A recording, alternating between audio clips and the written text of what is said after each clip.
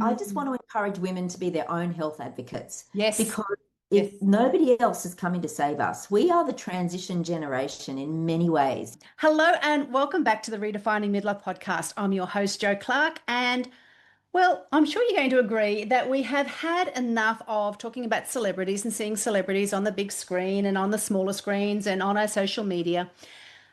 That I think from time to time we need to hear about everyday ordinary women who are doing extraordinary things. And today I've got a wonderful guest expert that's going to be coming on to talk about her journey of midlife and how things progress for her and what she's looking forward to in the future. Then I also want to have a little bit more of a discussion with my wonderful guest about what midlife is like for her, how things have changed, and what she's looking forward to. And I'm sure you're going to love her as much as I did when I met her in a pre-pod chat not so long ago. Anita McLaughlan has been many things. She's worn many hats, as we all do as women in midlife. Anita's been married to a military man for over 37 years, with two now adult children. Now, change is something that's been familiar to Anita because she's had 13 moves over all of that time. Professionally, Anita has had many incarnations from being a radiographer to a national project manager and business owner. So I'm looking forward to seeing the jumps on that and her explaining that. And also as a founder of Sequins and Sands, which has been an incredible business that Anita had built up. She had that for more than 15 years. And she's been known as Australia's Cosy Whisperer, which I just love. She's helped thousands of women find swimsuits that they feel great in and the freedom that comes with that confidence. Now, like her, Sequins and Sand is having its own midlife transformation. And I'm sure Anita's going to tell us more about that. Now, currently, she is a co host of Midlife Unfiltered podcast, and she also has a weekly Midlife Mojo newsletter that has a focus on midlife health and well-being. Anita is now challenging or channeling, I should say, that same passion into honest, informed conversations that rewrite the narrative of midlife and at its core, championing women to embrace the season of me and life on their own terms with power and confidence. Anita, you speak my language. Welcome to the podcast. Thank you, Joe. It's an absolute honor and privilege to be here. It's so good. Thank you for Oh, inviting me in. you're welcome. It's when we had our pre-pod chat, the amount of commonalities that we have in the work that we do, the interests that we have, it was lovely just to chat to you, and I can't wait for this conversation to unfold. So we'll start right back in the early years because in as I just read out your bio, you've done a lot in your years. So tell me, where did you grow up? What did you decide to do after you left school? And, why the change? So you've got a lot to unpack for us. Yes, I do. How You long have we do. got, Joe? Oh my God, I've settled back. I've got a good glass of water here, all full. Well, where did I? Okay, so I was born in FNQ, far north Queensland, in a sugar town, a sugarcane town called Ingham, Hmm. to an Italian migrant father and a local Aussie mum.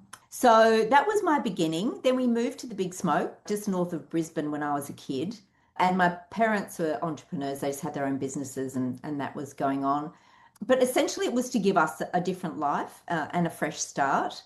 And I sometimes wonder whether that move, and we had a few moves in and around then that kind of set me up for appreciating change. I love change. I just do, always have. So I think my husband found the right person in me when he said, "Let's get married." But he must have known something because nearly 38 years down the track and 13 or 14 moves later, here we That's a are. lot. Yeah.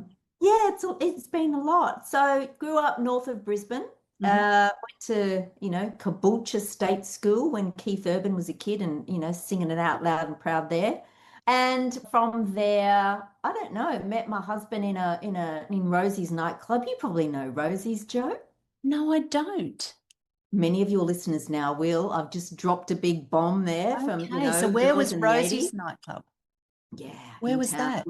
It was in now Edward Street, maybe. Anyway, yeah, in the middle of town, and it was just, there weren't too many places back then in Brisbane. No, There's I think stuff, the but that was one of underground them. was one that I visited a few times, but that's Yes, yeah, underground I think the underground was a Sunday night, and it might have been a Friday night for me. okay. Yeah, that's Yep. right. Yep. Now, so you moved from far north Queensland to just outside of Brisbane, went to Caboolture, had a Yep. fairly stable, not much change, not much movement. Then you moved into, I assumed you studied radiography when you went to uni. Why Yeah, radiography? yeah. Was there something that you thought, oh, this could be something for me? Kind of. As most things, I just fell into it, Joe. That's kind of a Okay. theme for me, you'll Yeah. discover. Um, do you remember the show Quincy MD? Yes. Yes, I do. Not, I can't say I was a regular watcher, but that rings a bell. That's something I haven't heard of for a long time. I wanted to be like a Quincy, a medical examiner, right? Now there's heaps of shows like that on Yeah, TV. yeah, yeah. Yeah, and I didn't get the marks, wasn't smart enough to do medicine. And then I thought, oh, maybe optometry, just missed out on optometry. So health was always my thing. And then radiography appeared out of nowhere, and I thought, yeah, I'll give that a crack. So I became a radiographer. And after about 5 years, I think, I thought, it's not really for me now. I had to make a decision. Do I study more and do ultrasonography, or do I call it a day? So I decided to call it a day.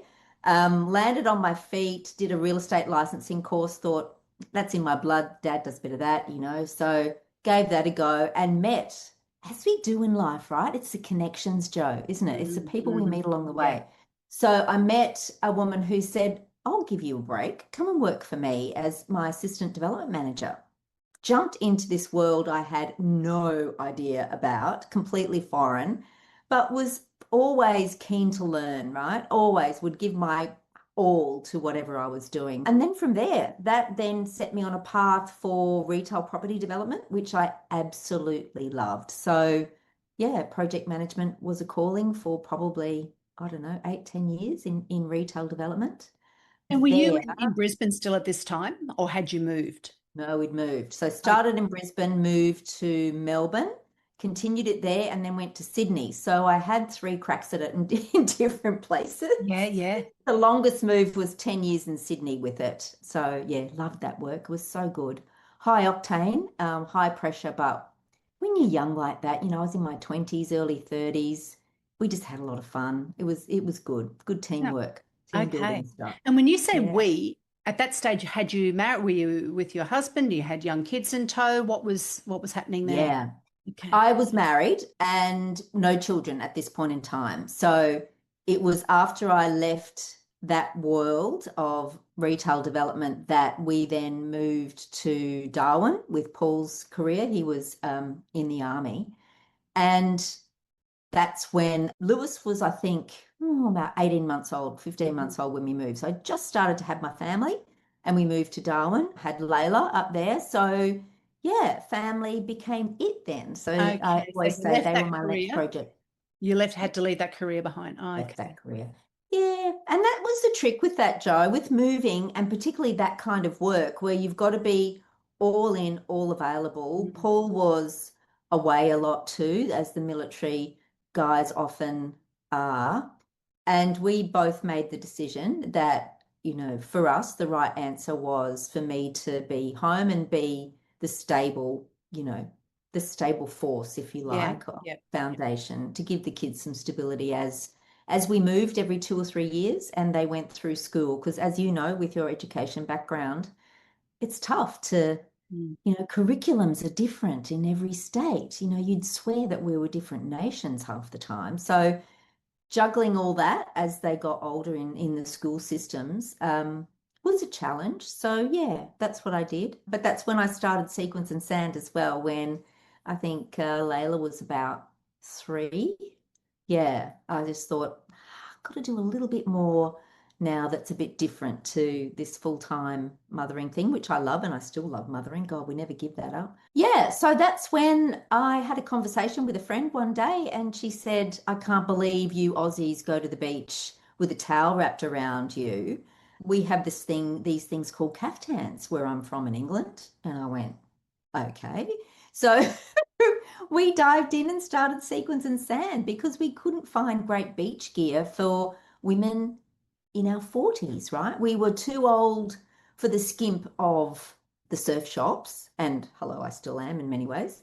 And back then, you just had a couple of chain stores or the department stores for options. We're going back 20 odd years now, Joe. So, Mm. and internet shopping wasn't what it is now, which is Mm. almost what you do in your sleep or just before you go to sleep. It was new. People thought that, oh, we were going to rip off their brand, we were going to trash their brand, we were going to be evil So people. you had resistance from like the swimwear industry here in Australia. From wholesalers who said, you're just Interesting. going to discount my product, aren't you? You're just going to trash it. So, yeah, Really? you would not have those conversations now. No. Not Wow. as many anyway. Yeah.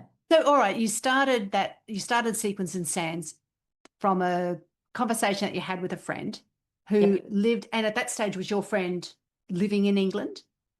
Or No, she you had had, moved with her husband and three kids here to Brisbane. gotcha. Um, and then after I think about 3 or 4 years, they moved back to the UK for family reasons. And I bought her half of the business out. And then yeah, it just evolved from there. That's And a big brave move, isn't it? Like number one, going into something that isn't known here in the country previously, like to find Mhm, different sorts of wear, particularly for women as they're getting older and for different mhm, shapes as our bodies change. mhm. And then number two, going into business with another person. Mm. Yeah, they're two big bold moves. Yeah, I guess, like I said to you earlier, I just tend to dive in and work it out as I go along. I'm Yeah. sure if I thought about things for too long, I wouldn't do half the things that I've done. But yeah, look, and I thought, well, what's the worst thing that can happen? We both talked. I guess the what was great from the get-go was even though we were different, there was a lot of commonality, and we both always talked openly with each other. So if I had a concern, I would raise it with her. I knew if she had a concern, she would raise it with me. So we agreed the budget. My project management was this is the plan, this is how we'll roll it out. She was great with marketing. So we had Right. different hats and roles. And I think that was very, very helpful. Yes. Yeah. And so what was your whole idea for the business then of Sequence and Sand? So just explain that a little bit more because for you it's very familiar. For me, I've got a bit of an understanding, but for lots of the listeners, they don't quite know except for what we explained earlier that, it's with regards to swimwear. Yeah. So we set it up originally to be a one-stop shop for your summer getaway. So get your togs, Queenslanders, we get our togs. Yeah, Cover some people up. are going to go, what on earth are togs? That's right. If you're in New South Wales, I think you might call them a swimming costume, maybe. Anyway, the Yeah, swimmers, bathers. togs, cozies, whatever. Yeah. Yeah. Cover ups for that, maybe a beach bag, hats, bit of jewelry, footwear. So that's what it was. And then over the years, it morphed more and more to be more about the swimwear. And I guess for me personally, that's where the passion then grew even more so because we were all about retail in the beginning. We just wanted to sell stuff that we thought women like us would want. Mhm. But I learned probably about 5 years in that that wasn't the reason I was in business. The reason I was in business, I was in the body confidence business. I wasn't primarily in the swimwear business. The swimwear was the medium, if you like. The real outcome that a lot of women were seeking was, yes, I want to get in the water, or I have to get in the water, or I've got a reason to be in the water, whether it's a cruise or, someone's getting married in Fiji and I've got to go and, I know we're going to be around the pool. Like there's Mhm. usually obviously a reason for it, but how we get there God, there's a lot can in be that. a whole other thing. Yes. And I think of how many women miss out on going to the beach, going to a pool, enjoying themselves because they're so damn worried about what they look like and what others might think. So talk a little bit more about that and how you help women, when you had the business of Sequins and Sands, get over that a little bit more. Yeah, that was hard, Joe. And even now, I get a bit upset about thinking about those Mm. conversations. They really do tug on your heartstrings, women in tears on the phone, saying, I'm about to give up. I can't do this. Mm. All the email correspondence, so a lot of it was one-on-one in that regard. Yeah. Um, and I guess I just helped out wherever I could with giving them a supportive conversation around that, but also then the practical advice on what I think would work for their body shape and their needs. What did you want to do in your cozies? Do you want to go and do your water workouts? Well, that would need a very different costume to one where you just want to lie around the pool potentially, right? So shape and needs are the two big variables, I guess. So over time, I got a little bit more kind of sophisticated with it, where, and as you know, as you grow, you've got to work out processes to help take some of the load away. So I set up a shape and size calculator, which proved to be very, very helpful. So women could go to the site, and it's still there now, where you put in your dimensions, bust, waist, hips, and then and cup size, I think was the other one. And then it will suggest, based on your shape, what some of the styles of swimwear might be that would suit you. So it's just a bit of a starting point, not gospel, but so it was mainly those sorts of interactions, I guess. And Yeah. did you have women basically living in, say, Australia and New Zealand, or did you have international? No, mainly Australia, a little bit in New Zealand, but mostly in Yeah. Australia, like 90% Australia. And Yeah. it's so interesting, isn't it, Anita? Because I know body shame, body confidence, particularly in countries like Australia, we're so worried about what other people might think. And I remember the first the first time when I went over to Europe and just seeing the confidence, the body confidence of women of all ages, all shapes, all sizes, completely different. And I remember, and this was, I would have been in my, probably wasn't even 50 at that stage when I had a trip to Spain for my friend's 50th, and on the beaches there and seeing, some of the women even topless, and you go, oh my Yeah. God. And I'm looking at some of these much older women, they would have been in their, mid 60s, 70s. Well, they're just out there proud. They just did not give a hoot. And I went, here am I. I've always been in a one piece. And then I thought, damn it, when I get home, I'm going to buy myself a bikini. And since that time, I've worn a bikini to the beach. And yeah, So I'm, I'm, you. I'm now from a size 10 to a size 12. I've got the wriggles and jiggles and parts of my body that wobble now that never used to wobble before. But I go, bugger it. Life's too short to not be, embracing who you are and being comfortable. And I think all of those wasted years where I would have looked bloody fantastic in a bikini, and I never did because I thought, oh, Yeah. I'm not looking good enough. So it's quite Yeah, amazing, isn't it? How it is. the words that we say to ourselves, and we would never say that to anybody else. I wouldn't have dreamt No, saying that to anyone that's else. absolutely, Joe. And that's the thing, the language we use. And once you tune into it, it is all around us. Mhm. Even some of, my closest friends I love and adore still say, oh, my fat arms, or my, oh, I wouldn't be seen, you don't want to see these legs, I always wear long pants. And I go, you are an astoundingly beautiful woman. What's going on there? But yes, we do as a culture. And I don't know. I've got a bit of a theory. I'm half Italian, and like you, when you go to Europe, you see it all. But I just think you look around and the art is naked bodies, like Yeah. on You're buses, the right. advertising, it's just the beauty of the human body is there in front of you in public squares and, everywhere. So I just think maybe it starts there. I don't know.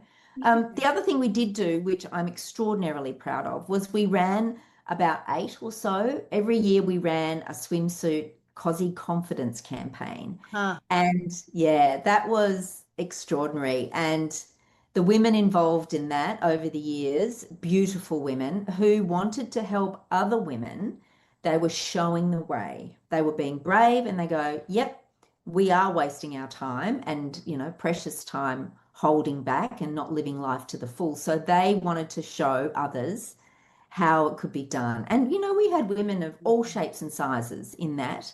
And those campaigns were very special. Yeah. So Yes. we did that as well. Everyday Oh, women good on you. That would rocking have their really, cozies. that would have been meant a lot for you to see women out there doing that sort of thing to help others as well. Yeah. Yeah. Yeah. It was Yeah, because great. I look, even just a few years ago, Anita, like I never had trouble once I was in whether it be togs or bikinis now, I'm quite confident and I don't give two hoots. But a friend of mine, we were away at a business retreat, and she was a bigger lady and had always told herself how like she could never get in the water again because she'd put on that much weight. And she Mm, had been years and years and years and missing mm, out. Hmm. on enjoying something that, most of us take for granted because she was so worried about what other people might perceive. And it took her a lot. She decided, well, on this trip, because it was up in central Queensland on a nice resort, this time I'm going to get myself in a pair of togs. But oh my gosh, it really did It's take a true. lot of Mm. encouragement for her to take that wrap that she had around her, take the towel off, and to Mhm. go into the water. And no one, when she realized that no one was looking, no one gave a hoot, no one cared, Mm. it was just such a big moment for her confidence and just for who she was as a woman then to be able to do that. Like it was, yeah, it's quite extraordinary that people Yeah, miss out on big parts of their life and having a wonderful time because of this worry. yeah, yeah, absolutely. Yeah. So that was my life for 15 years, Wow. retailing and running the campaigns and doing all of that online in Sequins and Sand. And then life started to change personally. My husband wanted to step away from the military and another job that he'd taken on after the military. And then my dad started to get really sick. And I wanted to be able to spend more time with dad and support mum through dad's health journey. And to be honest, I was starting to fall out of love with my business. And it was at that point where you kind of reach these various T junctions or V's where you go, I can either go that way or Mm. that way, and I have to decide. And I knew that if I wanted my business to grow, I would have to put in a huge amount of effort, a lot of marketing, media, social media stuff, and the effort, the hustle that's involved. And by this stage, I'm probably about 53, 54, I think. How old am I now? So how Nearly many 50. years ago are we talking now, Yeah, Anita? we're talking 2 years ago now. Okay. So I was probably about 56, 55, 56, and just thought, I'm not up for that. Because what we don't often talk about, Joe, and a bit of get on my soapbox a bit here, we don't talk about the flip side of something. Something always comes at a cost. So we often see, particularly on social media, the highlights, right? All the good stuff, all the things that are fabulous. But if you look underneath, and usually on the flip side, there's something else going on, and I knew that to give all that effort to that meant I would be taking time away from other parts of my life. And did I want to do that? And I decided no. No, I'd given it my all previously. It had served me well. I'd loved what I did. I was tremendously grateful for everything that that business presented to me. And also my kids watching how it gets done. And, all of that's helpful too. They take it all in like little sponges.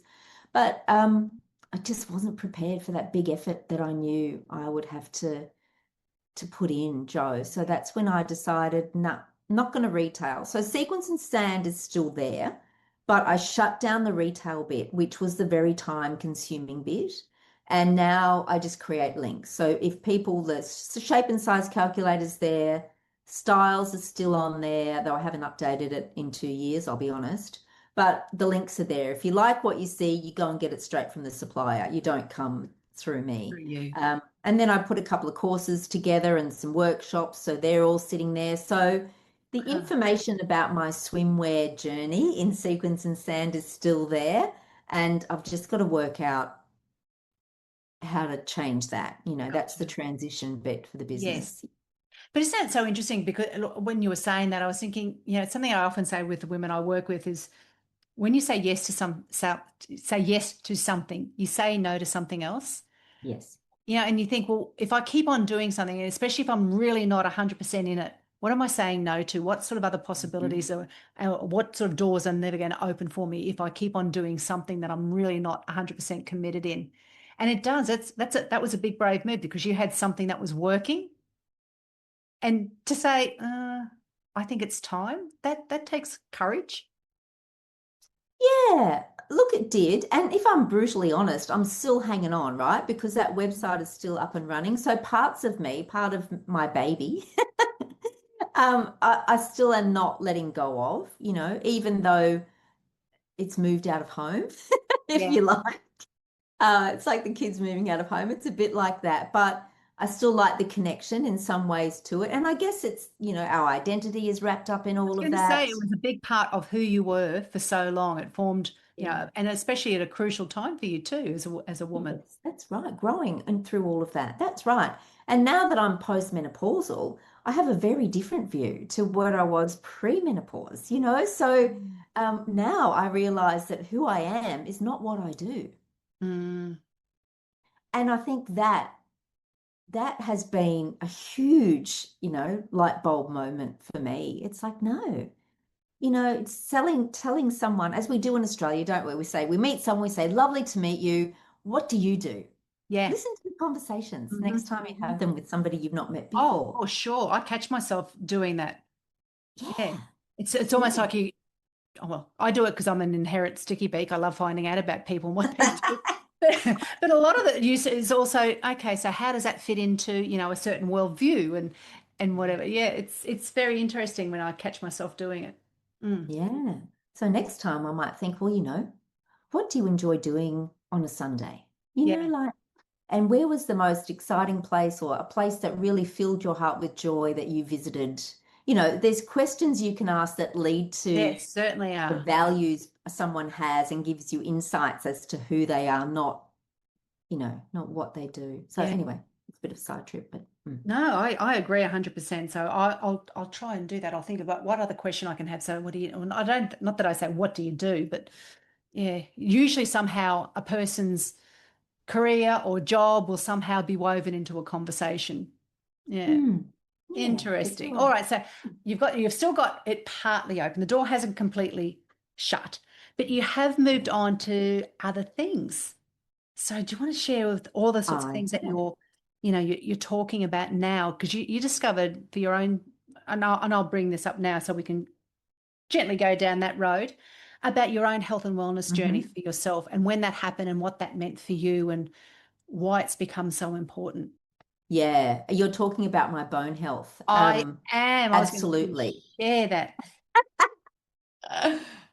My favorite topic. Yeah, that and dementia, because that was my dad's story. So they're two things that have a lot of interest for me now. But the bone health story is one, and that started in my menopause transition. I know it did.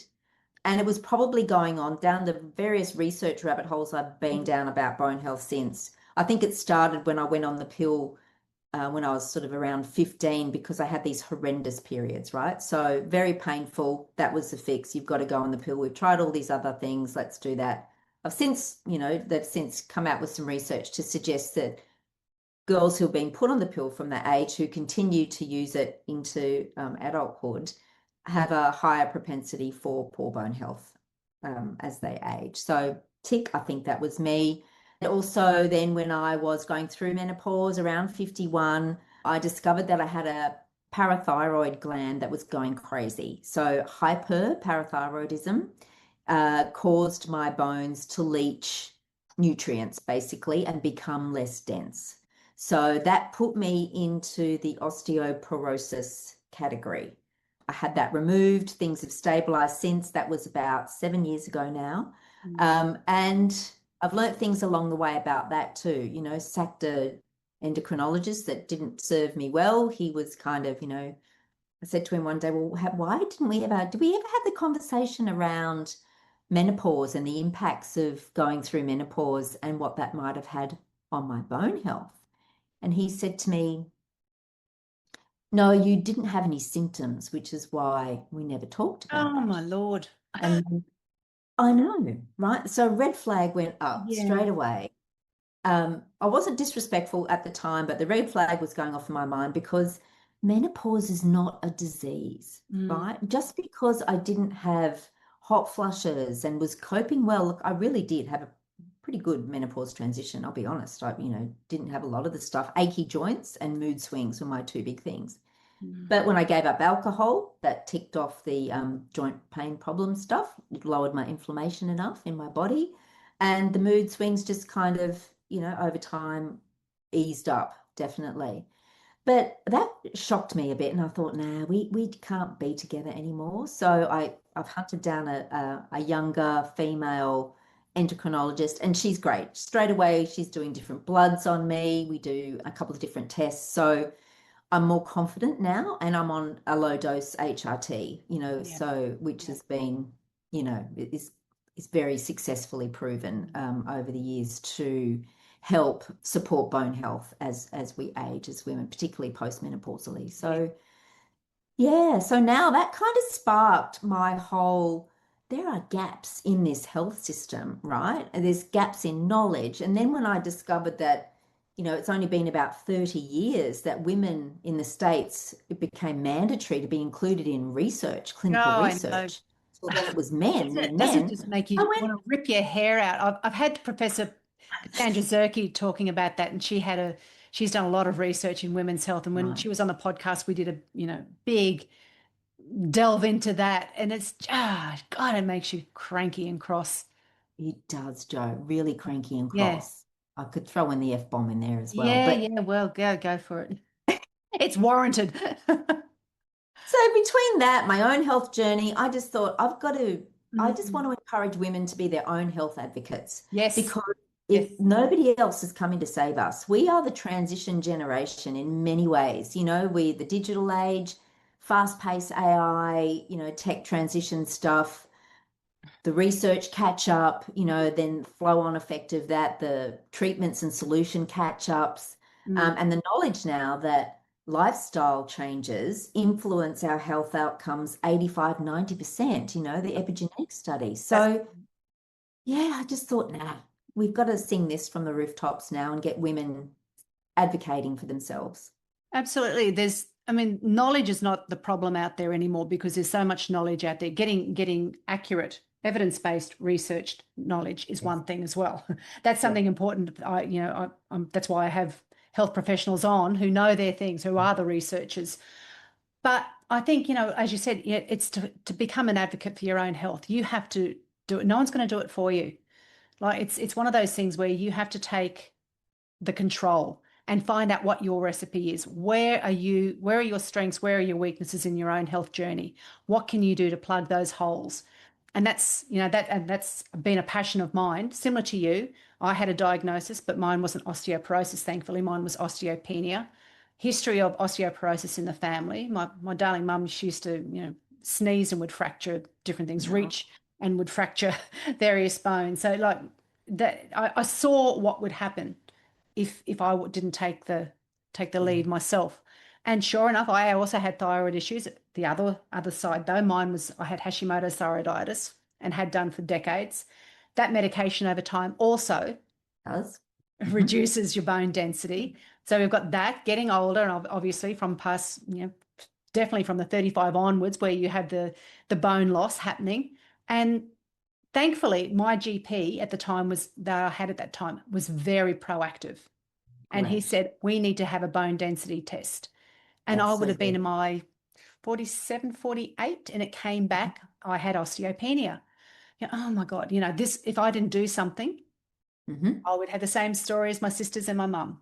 I Hmm. thought, I Hmm. don't want that to happen. And thankfully, I found out that information earlier. They didn't. Yeah. I found it earlier so I could do something. So I was able, through lifestyle choices, able to change my outcome. And now, and I've shared that on the podcast before as well, when I had my discussion with Professor Belinda Beck, and I'll put these links in the show notes as well, Yeah. Mm. um, who was a researcher in women's bone health and osteoporosis. And just, yeah, I was able to tell her that I'm now in the healthy range. I'm sort of above average in the upper percentiles now for bones of my age, for a woman of my age for their bone strength. And that is great news. Now, I could have been none the wiser. I could have had a Hmm. GP who didn't encourage me to have that. And I Hmm. could have, because it's a silent disease, gone on for years without knowing and then found out when it was way too late. Hmm. When I had a fall, when I had a fracture, when something had happened. And I Hmm. think now as women, we've just got to basically demand it. If our GP is saying no, we'll just wait. You don't need to know. You haven't got that symptom. We'll just wait. Just say I want it. Yeah. Yeah. Demand it. And I know it does 100%. come at a financial cost, and I'm a privileged white woman who can, Hmm. pay for that. So I've also got that on my side, thankfully. And there's many people who may not be able to afford it, but if you can, do Mm. that for yourself. Find out, get that baseline, and work from that. Yeah, 100%. It's so true. And the earlier you start, the better. If you can you Mm, get your scan done when you're 40 even, because um yeah, our peak bone mass is late 20s, early 30s. mm, So, whatever your baseline is at that age is what you've got to work with. yeah. It's downhill from there. It doesn't have to be that, but it is downhill from there unless you proactively do the right exercises, and have good nutrition and look after yourself in the ways that support your bones. And Yeah. then you might not have that drop off. You might just keep it even, and that's a win. Not to have the loss is the win. Mm, So, yeah, and I've successfully done the same, Joe. I'm congratulations. That's now wonderful.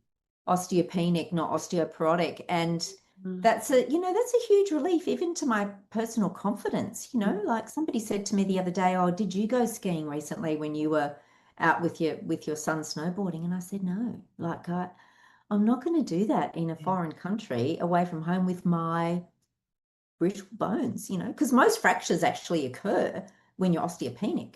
So Mm, there's a bit of a mismatch there going on as well. But the health system says unless you've got a condition like you are on drugs that might kind of bring down your bone health, you have to be 70 years old before you get a free one from the or mine that's still medically wasn't approved. free, even though I've got a family history and I've been on that medication. That's still not free. I've had four or five Right. measuring over the years, and none of them I've had to. It's been out of pocket every Out single of one of pocket them. each Yeah. time. Yeah.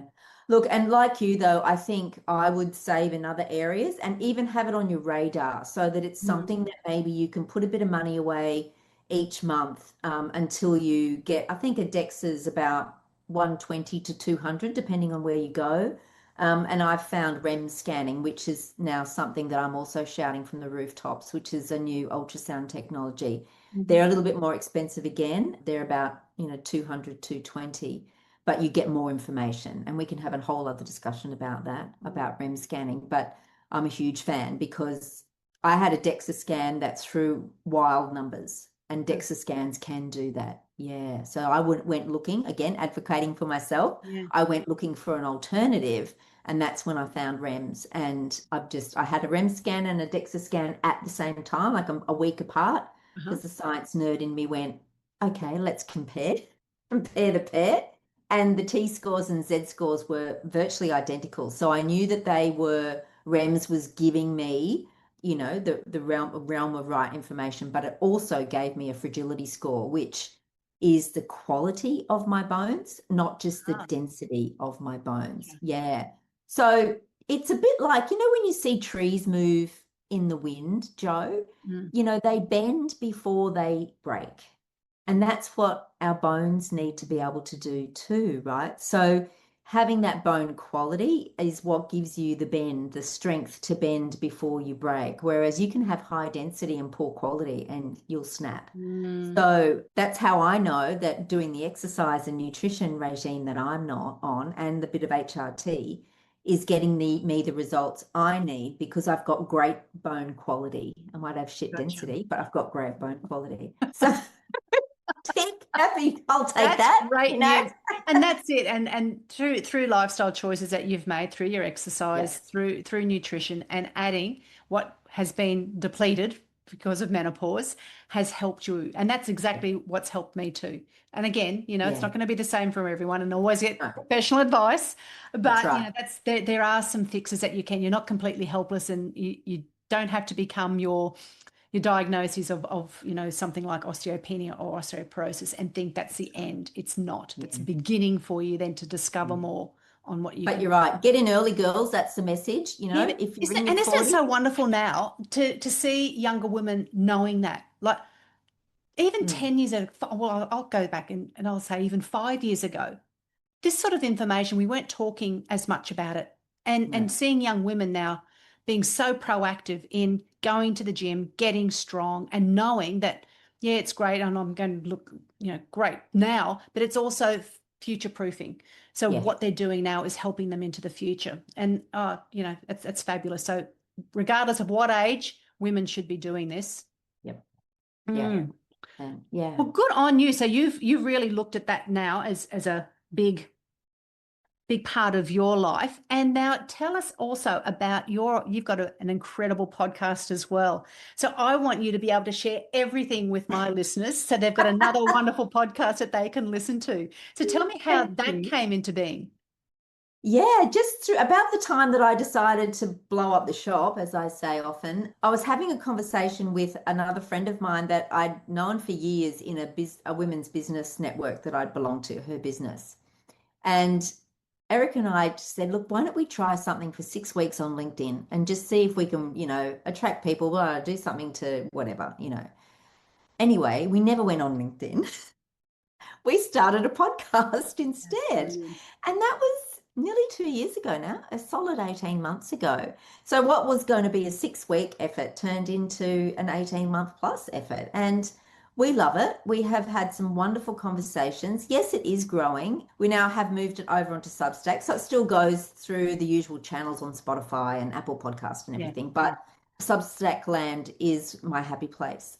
So, yeah, that's with Erica. And there's just this year, Erica has a clinical business where she's a counselor and Mhm. a guru. She's fantastic for highly sensitive people. So she's got a little niche, Yeah. but her clinical business is growing. So I'll be doing more of the podcasting, doing a few more solo episodes as you listened into, you told I me. certainly And did. Very yeah, brave to go from having somebody by your side, which is reassuring, it and then is. And going we bounce solo. off each other. Oh, You that's so have you good. like we Yeah. are now. You bounce off Yes. each other in the conversation, Yeah. but it is so the right call. I'm over the moon for Erica, and if that's where her great love is now, I want her to pursue that with great vim and vigor. Yeah. And she'll still be on, but not every week. It'll be once a month or something like Yeah. that. And so then I'll have guests.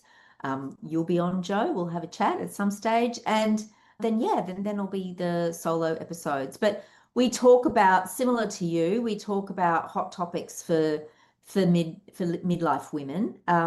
Try and bust some myths, like this whole wait till you're 70 before you get a bone scan myth, Mhm. stuff that. So we talk about things that we believe go to the heart of helping women navigate this very tricky time of life, great joy, but it's also very challenging, as you well Yeah, know. that's right. That's right. Yeah, that's it. That's the pluses with the minuses, isn't it? Yeah, there's so much that unfolds that's new and exciting, and we're at a like we're very fortunate because we've stood on what our mothers before us Yeah, and that's right. where was it stand on the shoulders of giants. So we've had a path Yes. that's enabled us to do that. But Yeah. there are also it is a hard time of life. There are lots of Yeah. transitions. There's a lot of really emotionally taxing things that you go through as a woman during this Mm, stage of life as well. And yeah, to mm. talk about it openly is just so important. To hear it from different voices is important as well. To normalize what is normal. Yes, that's right. The truth with all great authenticity and an open heart. And my wish is that women come to those conversations with an open heart and an open mind, Mm. just to, without judgment, take in the information and then decide, well, I'm going to do a little bit of my own reading or watching or listening about that because, oh, that relates to me and that's important to me, and just decide for themselves, make informed choices about maybe it's an aspect of their health, to gather their A team and ask the questions. I think that's the other big thing, like we're having the conversations, but to walk into an appointment with a list of questions and to be armed with questions that will either work out whether the person you're talking to is the right person for you, like I did. Well, it's Um, almost like they're applying for a job. And I think we have to see that now. Like you are going to be on my health team. I yeah, will decide whether or not you are going to be you are going to stay on my health team or not. Yeah, yeah, I think it's got to be as absolutely. simple as that. Yeah, that's it. And you've got to feel comfortable and have these open Mm, conversations, mm. right? So I want women to feel empowered that they can ask those questions because I know I'm lucky. I have a great role model in my mum who does that. She's always looked for other things and thought outside the square, but I know if I look at other older women in my life, there's Oh, no, Anita, that they was wouldn't my have mum, those bless her. questions. Like the Yeah. doctor, she believed the doctors were just put on such a pedestal for women of that, Mhm. well, I suppose that generation, Yeah. that they had the answers you didn't question. They would tell Yeah. you the truth, and you trusted that. Whereas Mm. now I think we've got, not that we distrust the medical profession, but we've just got, No. if we've got a question, we're not satisfied, we'll look. And there's, as we said before, there's just that much information out there. If it doesn't resonate or you're not Mm. happy with that answer, be an advocate and, Mm. and, ask, go to a different doctor, ask them harder questions. You don't just assume. Yeah. Don't be gaslit, as they say. Don't be Yeah. dismissed. Yeah. Yeah. So you do, when on your podcast, Midlife Unfiltered, you talk about that sort of thing quite a bit. Yes, yes, I do. Talk about being your own advocate, talk about different aspects of health and wellness and emotions as well. That's the other bit that we like to, Eric, especially with Erica. I don't know that I Yeah. would do too many of those solo. That's her gig. So, yeah, the emotions that we feel that we don't often talk about either. Just for women to know that they're not alone, that there's other women who feel that way too, and that there is hope, I guess, and there's a Yeah. way forward. Yeah. Oh, that's Mm. wonderful. So you're really enjoying this new branch of what you're doing now. Yeah, I love it. I love having the Fantastic. conversations. I feel that's my jam. Yeah, that's really good. And then, I write posts on there as well to support that. So there's a bit of writing that goes on.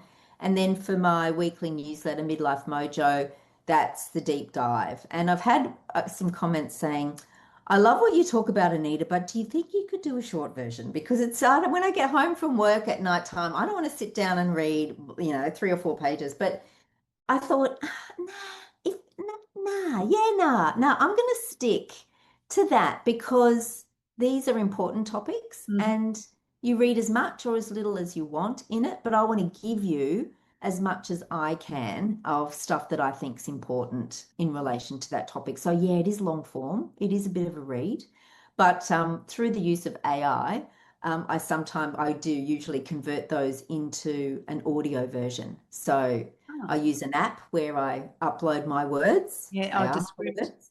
Yeah, Yeah. and then it generates my voice. It actually uses my voice to Isn't it create audio. extraordinary? Yeah. So if you want to listen on your walk, you can do that too. Excellent, excellent. Oh, that's great to hear. So that's Midlife Mojo is Yeah. your weekly newsletter as well. Yeah. Okay, is there anything else that you want to talk about, the business side of what you're doing now, the new things? The thing I'm putting out there, Joe, and I'm being braver about this than what I would have done in years gone by, is I'm putting it out there, telling the world a bit more. I want to help fill those health gaps, those bone health gaps for regional and outback Australia, starting with Mm. Queensland. So armed with one day, I will be armed with my REMS ultrasound machine that I can chuck in the boot of the car because it's that mobile. Mm. And with partners that I'll put together, go out to places where they don't have Oh, access. Anita, I lived in outback Queensland. I was on a rural property in far southwest Queensland. So You know I know firsthand. what remote living is like and the lack of resources that is out there. Yeah. Yeah. So Uh, that is my vision, that's my next sort of 2 to 5 year plan is good. is getting the grants together to do that, the business case, the grants, and then get out there and do it. Take my car out and away I go, and whoever else wants to join me. So if there's anybody watching who shares that same, passion to want to help bone health for Fantastic. regional and outback parts of Australia, let me know. Mm, yeah. Contact me. I'd love to. Yeah, yeah. Well, That's my that's next. really exciting. It is, yeah. And the other thing that's exciting is the REMS technology is bringing out a sarcopenia Huh. module. So that's to measure Yeah, muscle that's health. yeah. The two go together. Fantastic. So I know, very And so exciting. your skills and as going back to your first degree, yeah, you have gone the full circle, haven't you? Isn't that extraordinary? Yeah. I, Yeah. I'm still flabbergasted because I never thought I would. And I'm going at it a very different Yes. way. But yes, my basic bone knowledge and um, has come in very handy. It will come in very handy. Yeah, it will. And you'll be able to talk to medical professionals using the The proper method. Yeah, language. that's right. Yeah.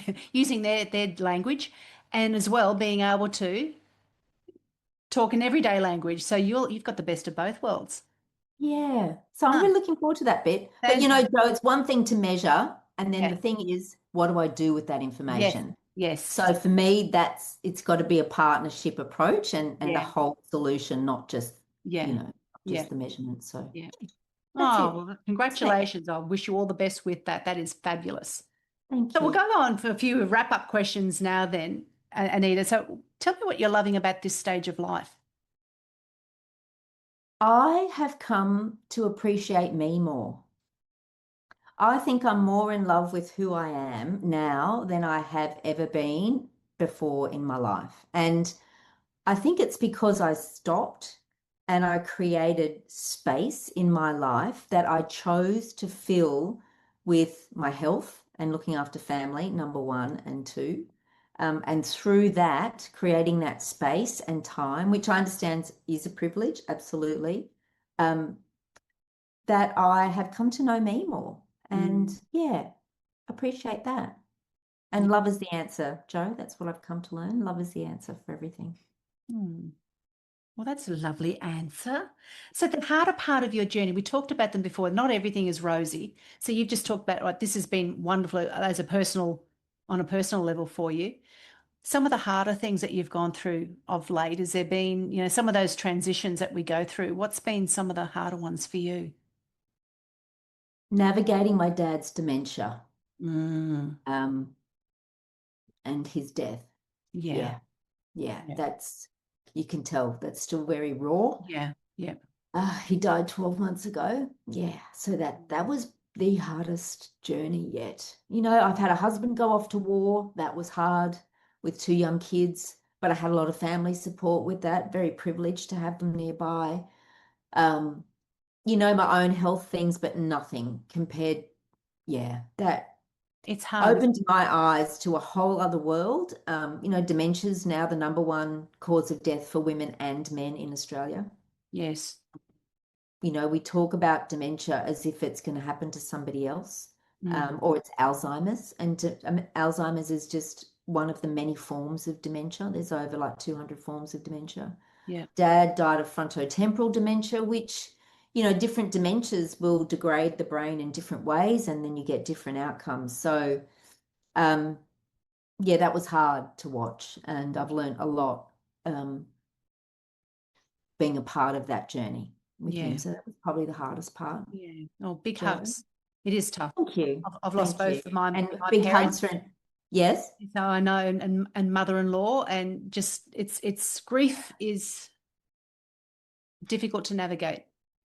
And Yeah, just when you grief. think you're right, something will set you, it can easily set you off as well. Yeah, it does. It absolutely does. And I think that's what I've come to learn, not having experienced a lot of grief before in my life. Mm. If you love someone with dementia, you start grieving for that person while they're still alive because you see the change in them. And that's a different form of loss to losing someone more quickly to death, and grieving them after death. You grieve a very long time for someone with dementia. Um, and learning that you don't go through dementia. It's not a linear progression, and one day you'll wake up and go, oh, I'm not, did I say dementia? No, grief. I meant grief. Yes. You're all of a sudden grief is gone and it's out of your life. No, you just learn how to live with grief in your life. And I think that's an important realization, one that I didn't really appreciate either until that experience. So, yeah. Oh, thank Yeah, you. so if someone's out there and they are going through that dementia journey with their parents, my heart goes out to you. It's challenging. Yeah. Yeah. Yeah. Mm. Well, thank you for sharing. Appreciate that, because it's not an easy topic, obviously, for you to talk to. So we'll go on to something a little bit cheerier. What are you looking forward to as the next part of this midlife journey for you starts to Yeah. unravel? That bone health That vision. bone health, yeah. Yeah, taking my truck out west and helping the good people of regional and outback Australia with my little bone scanner, and away I go. So Fantastic. yeah, I'm looking forward to that. And I know that's a slow burn. It's, God, how do you help change the hearts and minds of a very conservative health system? But because people ask me about this, and I say, REMS is to DEXA what Airbnb is to hotels. It it is disruptive. There's a place for them to sit side by side comfortably. I'm not saying that one will, is better than the other on all fronts. No, but it is disruptive, and I'm looking forward to that part of the journey too. Oh, Being a you're bit just of a woman a to do it. disruptor. All of those, Yeah. isn't it like what you've got, all the skills that you've accrued over these decades to help you with this next stage? Yeah. Yeah. Yeah. Oh, Pretty that's cool. exciting for you. Will be wonderful. But before we wrap up, I'll have all the links added to the show notes that you've given me, but please share with everyone where they can find you. So straight after this episode, they can go there. Yeah. Substack. Now, Substack is, you might not have heard of it. It is a form of social media, but it operates very differently. It is a free app. You can use it on your phone, you can use it on a laptop or desktop. Substack, substack.com. And then just, search for Midlife Unfiltered, because that's the name of our podcast. So that's how you'll find me over there. And have a browse around Substack. It is fantastic. There's lots of great people to follow, lots of great information. So yeah, Good, because it's something I'm going to do as well, Anita, is have an investigation. You've really whet my appetite for finding more about Substack. So thank you for that. And pleasure. finally, what do you hope 80-year-old Anita will say about current day Anita? Oh, that she dove right in and made a difference. Yeah, Damn yeah. right. Well, look what you've done so far. More to come, Joe, More to because how can I come. say to all of my To be midlife mojo continued. girls, you're just getting started. Oh, that's fantastic. That's fantastic. Well, thank you so much for joining me on the Pleasure. podcast today, Anita. It has been an absolute joy talking to you and for everyone to get to know you and the amazing work that you do. Thanks, Joe. I really appreciate the opportunity to be here and to have the conversation with them all. Thank you so much. You're a beautiful soul. Oh, you too. Lots of love. See ya. Thanks. Bye. Thanks so much for listening. If you enjoyed today's episode, please rate, follow, and share it with another incredible midlife woman. And join me next week as we keep creating an amazing second half of life.